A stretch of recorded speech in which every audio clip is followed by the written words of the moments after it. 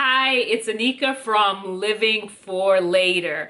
So I recently wrote about my cleaning and purging adventure on my blog. And, God often speaks to me just in the process of doing life. Imagine that.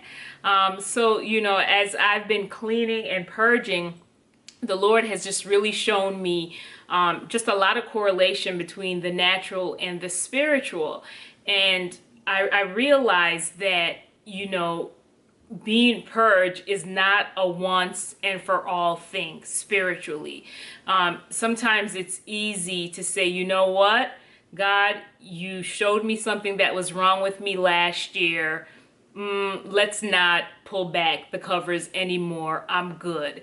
But that's not really a good approach. The process of being purged, of being purified, it can be a very painful process because sometimes that means that we have to revisit different things from our past that really explains why there's clutter in our spirits. And it's not to say that we're not saved, but there's always, we're in the process, right, of being perfected, and we were born into sin, so we come with a lot of baggage. There's a lot that God has to just really do in us, and he's willing. We just have to really submit to the process. So now back to this idea of being purged on a continuous basis. It takes really just a great level of humility to constantly come before the Lord with our hands up in surrender and say, you know what, continue to make me like you.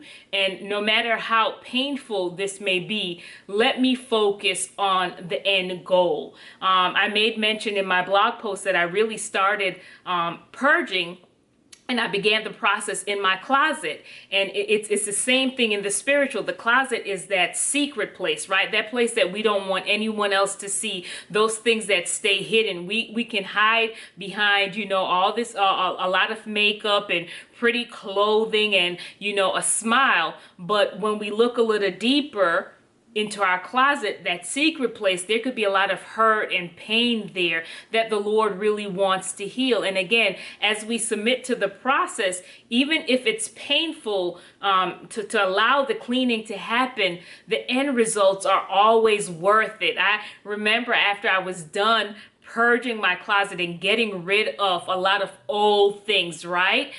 Things that served me no good use, and I was just holding on to it. It was so nice to go back after I was done and to stand and just look at my closet. And I have to say, at least 2 days after I was done with the purging and the cleaning, I just went and just stood and stared. Like, this is just so nice to just, see a clean closet. And it's the same thing spiritually. It's the process isn't fun, but the outcome is absolutely worth it. And in the spiritual realm, as we allow the Lord to clean us, the outcome is that we begin to look more like him. How awesome is that? So I just want to encourage you to just allow the Lord to do a work in your spirit. Allow him to purge you. Don't hold on to things from the past. Surrender it to the Lord. If you need to forgive.